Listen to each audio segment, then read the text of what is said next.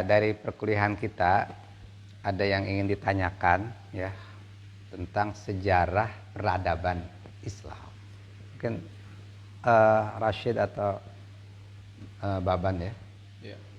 Ada. Siap. Terima kasih sebelumnya kepada Kiai. Alhamdulillah pada kesempatan kali ini kami sebagai mahasiswa sudah mengikuti beberapa mata kuliah khususnya di peradaban Islam, Sejarah peradaban Islam, sehingga ada beberapa pertanyaan yang belum bisa kami terima seutuhnya berkenaan dengan peradaban Islam. Mungkin di sini saya akan menanyakan beberapa mengenai sejarah peradaban Islam. Mungkin setidak-tidaknya ada 3 pertanyaan. Dari mata kuliah yang kami terima, pertanyaan pertama mungkin seperti ini, Kiai. Di kita, di kalangan umum, itu sejarah peradaban Islam ada juga yang namanya sejarah peradaban Barat. Nah, Islam Barat. Ya. Kenapa ada peradaban Islam dan juga ada peradaban Barat? Mengapa demikian? Gitu. Kenapa disebut peradaban Islam? Sedangkan ini tidak ada yang janggal gitu. Kalau ada peradaban Barat, berarti ada peradaban Timur. Nah, Ya. Itu mungkin kayak. Mengapa demikian ya? Mungkin yang sekali kan, yang kedua ada. Yang kedua itu mengenai peradaban Islam dan peradaban Barat. Ini tidak akan mungkin berdiri tanpa ada yang namanya pergerakan. Nah, pergerakan apa gitu yang menjadikan dua peradaban ini bisa menguasai bumi gitu. Itu yang kedua. Mungkin yang ketiga, apakah benar Islam itu pernah berhasil menguasai dunia? Itu kapan dan di mana? Itu mungkin yang kami tanyakan. Ya, nanti bila ada waktu berikutnya kita buka pertanyaan lain ya, Rashid. Baik. Alhamdulillah, mudah-mudahan sehat semua ya. Ya baik. Ada istilah peradaban Islam dan peradaban Barat. Ya. Oh sebelum kita jelaskan, ini ada kertas di mana ya? Oh itu tuh. Tolong diambil coba sebentar. Baik, ada Islam, ada Barat. Sebenarnya dua kata ini nggak klop sebenarnya.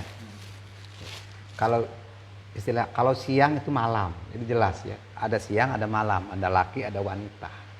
Nah, sekarang kalau bicara Islam, itu kan sandingannya apa itu? Apa?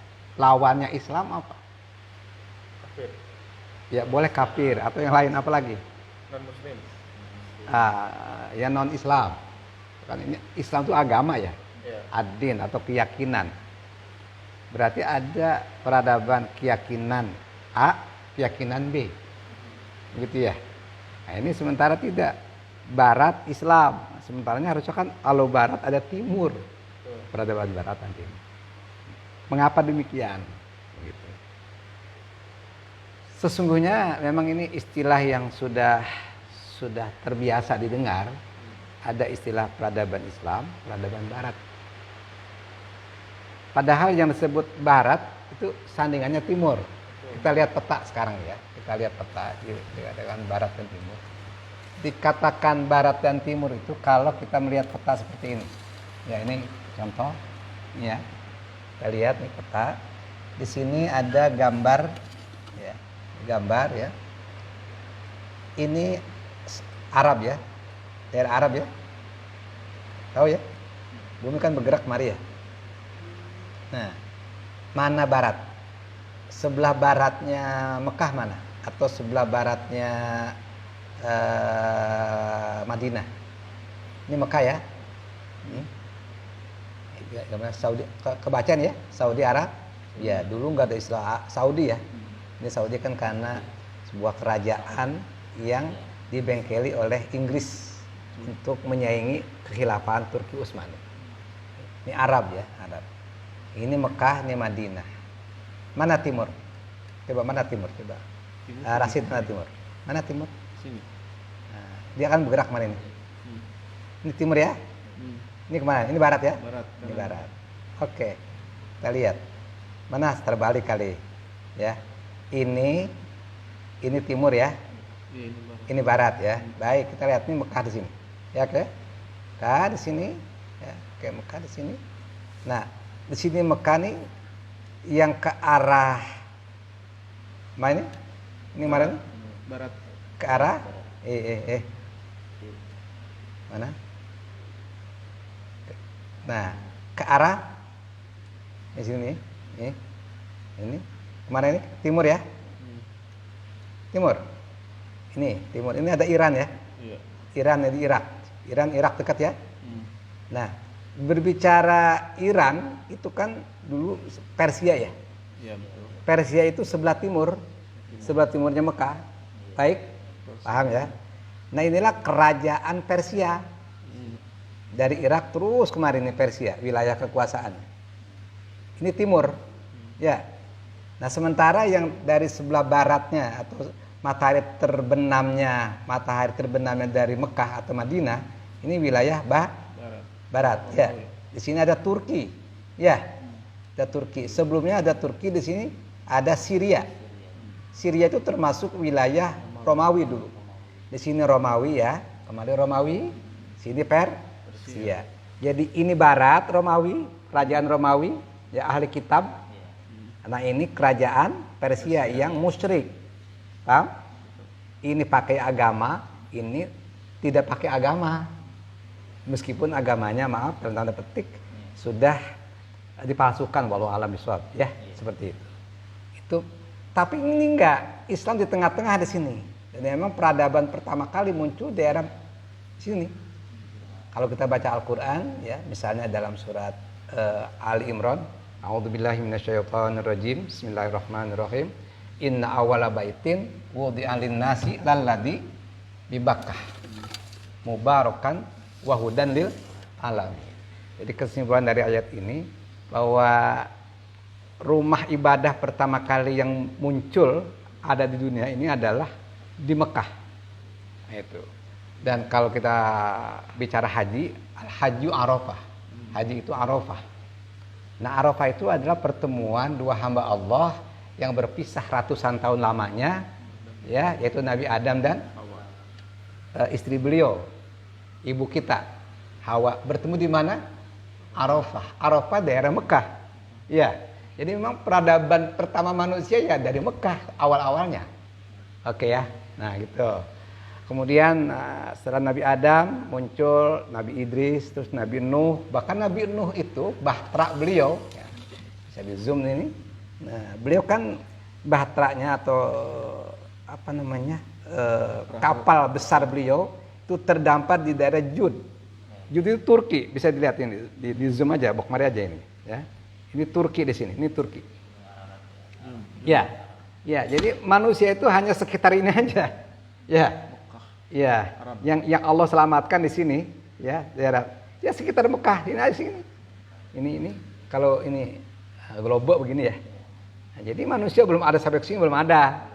Apalagi kemari, ya, termasuk kita di Indonesia belum ada di sini, ya. Di timur, di barat ya ada. Iya, belum aja sekitar ini aja. Di peradaban di sini awal manusia, ya. Makanya kita bilang titik nol itu adalah Ka'bah, bukan Greenwich, ya. Yang pertama harus pahami titik nol bumi ya, silakan mundur lagi. Titik nol bumi itu adalah Mekah. Ya gitu ya. Makanya sebutnya reinventing ya, the missing link. Ini ada buku, subhanallah. Ini KUT ya, almarhum Bambang Eko Budiono ya.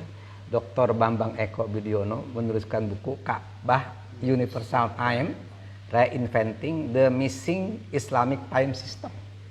Jadi beliau berbicara penemuan ulang ya sistem tata waktu Islam yang hilang. Nah, sekarang ditemukan lagi. Nah, kalau kita lihat nih, ini ada nih, boleh video dikesanain tuh.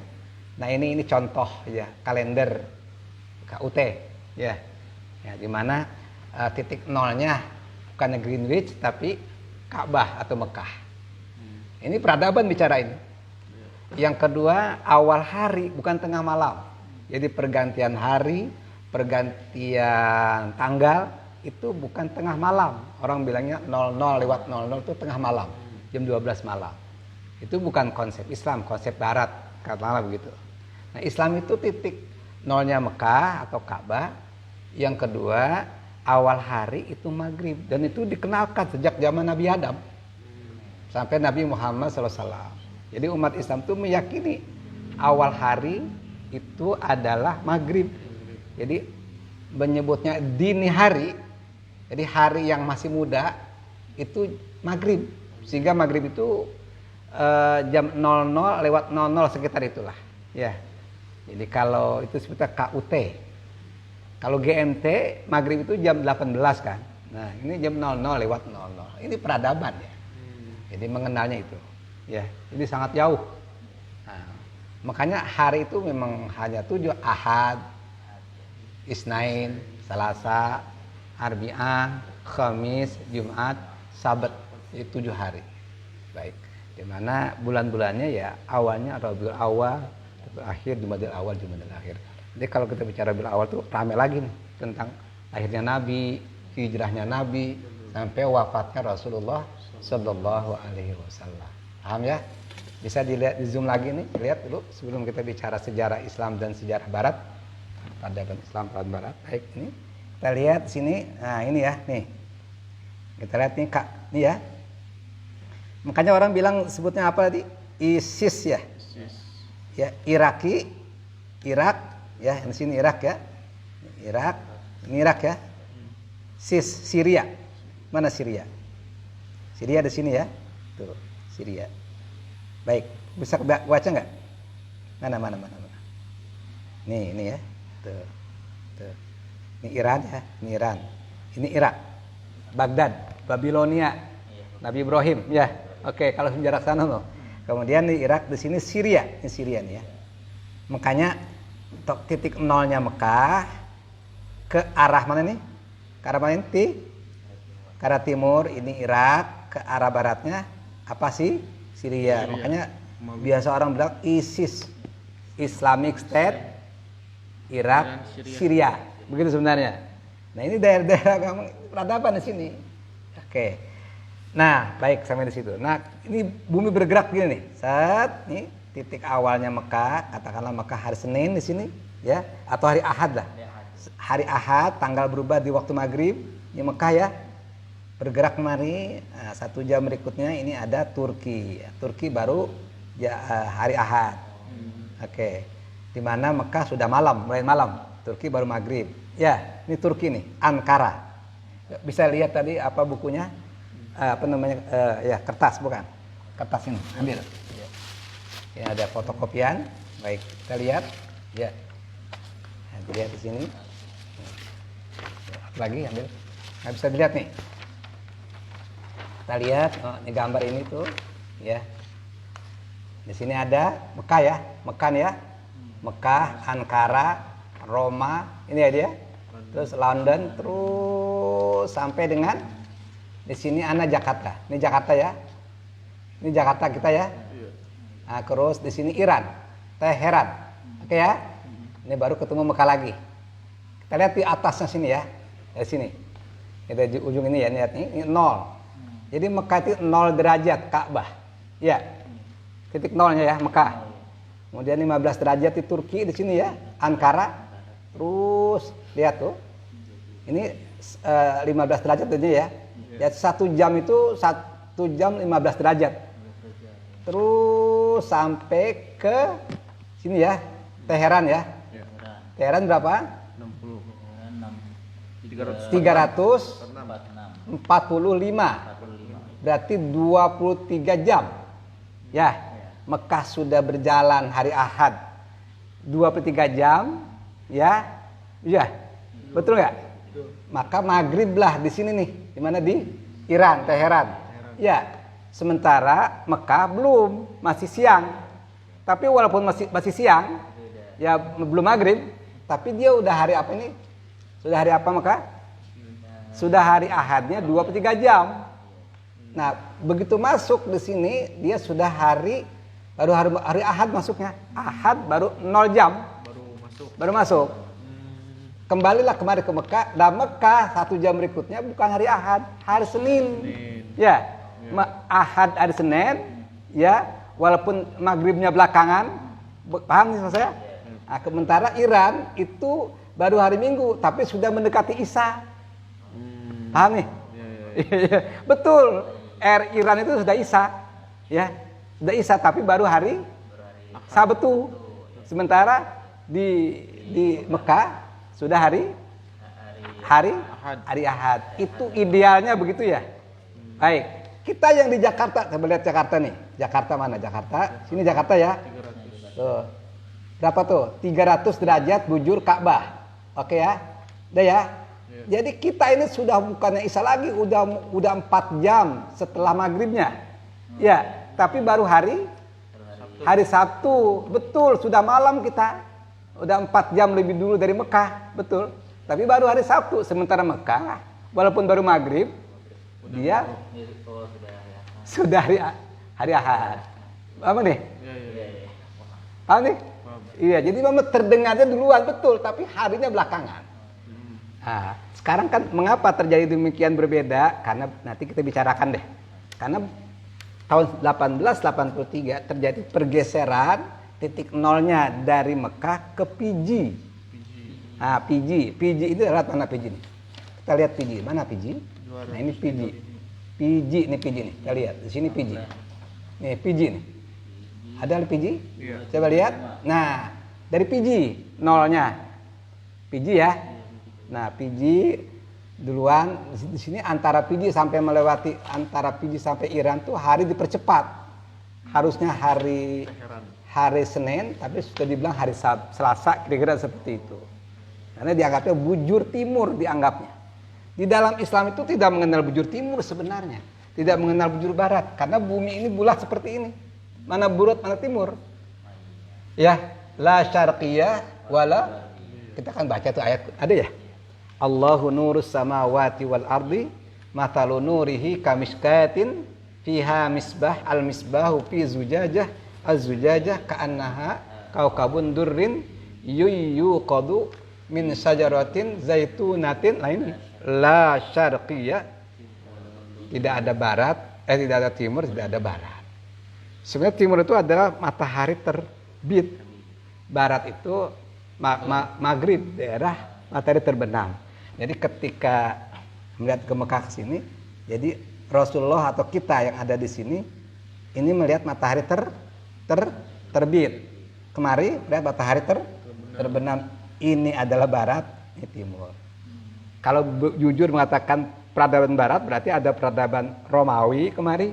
Ya, barat, ada peradaban Persia. Itu sebenarnya. Tapi ini enggak, peradaban Islam, peradaban barat. Padahal intinya bukan itu peradaban Islam, peradaban yang bukan berdasarkan Islam. Jadi kalau disimpulkan ada peradaban, sedangkan peradaban itu berawal dari pemikiran manusia. Cuma pemikiran manusia itu dari mana? Dari akal ya. Inilah kelebihan manusia dibandingkan dengan makhluk yang lain, di mana punya peradaban. Saya bertanya, binatang seperti burung, ayam, ya sapi, punya peradaban nggak? Tidak ada. Dari dulu sampai sekarang ya begitulah. Ya, sarang burung, ya, sarang burung tempua misalnya, itu dari zaman Nabi Adam sampai sekarang ya seperti itu, nggak ada berubah. Tapi dia nggak punya akal. Nah, akal inilah yang membuat manusia berperadaban, punya perubahan dari masa ke masa. Betul ya? Cuma akal ini, ada akal yang hanya sumbernya adalah akal saja, itu maka nanti sumbernya filsafat misalnya. Sementara ada akal, dan ini aslinya akal, itu perlu dibimbing, difatwakan oleh wahyu Allah Subhanahu wa Ta'ala. Inilah peradaban sejati. Nabi Adam kan dikasih wahyu oleh Allah, Nabi Idris sampai Nabi Muhammad. Makanya peradaban sejati yang ideal adalah peradaban para nabi. Allah mengutus para nabi agar memajukan dunia itu. Kalau kita baca wa idz qala rabbuka lil malaikati inni ja'ilun fil ardi khalifah. Kan khalifah ya. Bicara khalifah itu kan artinya pemimpin tuh, seorang pemimpin. Nah, sistemnya adalah khilafah. Ya, imam atau imamah. Ya. atau amir, imaroh. Jadi kepemimpinan. Nah peradaban itu karena ada kepemimpinan.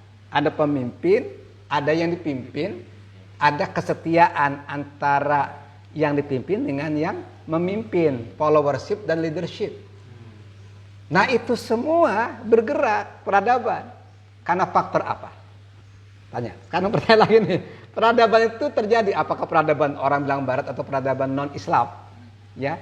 Jadi mana peradaban barat itu sebenarnya yang disebut non-Islam itu peradaban hanya akal saja, tidak dalam bimbingan wahyu. Jadi hukum dibuat oleh akal saja. Akal mengikuti, iya begitu kira ya. Nah kalau peradaban Islam itu akalnya boleh dimanfaatkan semaksimal mungkin, tapi nggak boleh bertentangan dengan wahyu. Jadi akal itu melaksanakan hukum-hukum yang ditetapkan oleh Allah Subhanahu wa taala. Disinilah disebut peradaban Islam. Kalau sebelum Nabi Muhammad itu kan ada dulu kerajaan yang luar biasa yang tidak terkalahkan sampai kapanpun. Kerajaan Sulaiman. Ya, itu kan hukum yang dipakai hukum Taurat.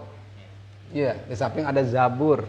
Ya, itu ya di mana Nabi Sulaiman meminta agar kerajaannya tidak terkalahkan sampai kapanpun. Ini masa silam kerajaan atau muluk kekuasaan yang Allah berikan kepada seorang nabi.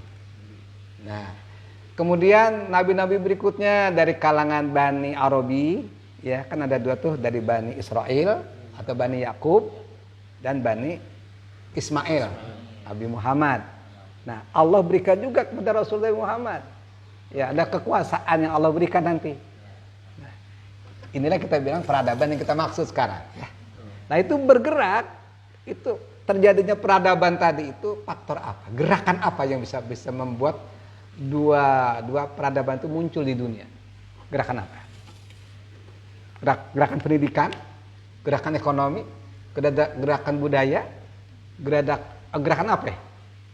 Coba, apa Rasid?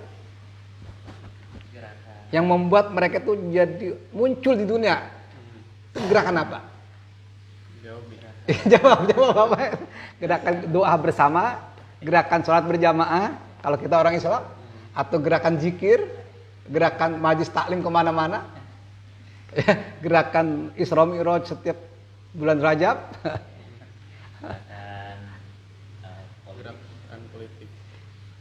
Iya, ya kan kita udah sampaikan ya. Jadi itu semua terjadi karena gerakan politik sebenarnya. Ya. Hanya nanti kalau bicara politik itu terbagi dua. Tapi sebenarnya politik itu yang disebut dalam kitab fikih siasah itu siasah. Jadi semua baik barat ataupun Islam, kafir ataupun Islam, kira-kira begitu. Itu politik itu bagus. Teorinya siasah riayah an syu'unil ummah.